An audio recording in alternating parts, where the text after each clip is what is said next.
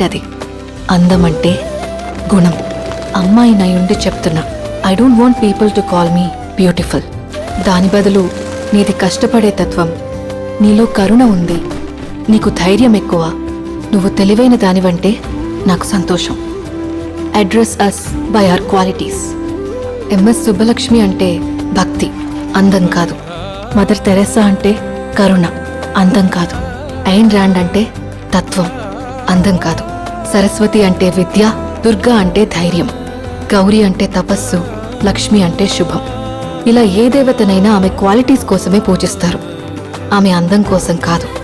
నీ గుణాలే నీ సంతకమవుతాయి, నీ అందం కాదు. అందుకే ప్రపంచము మగాళ్ళలో కాదు, ఆడదే ఆడదాన్ని అందాన్ని దాటి చూసుకోగలగాలి. అలా అందాన్ని దాటి చూస్తే ఆడదానిలో ఒక సముద్రమే కనపడుతుంది, గుణాలతో నిండిన ఒక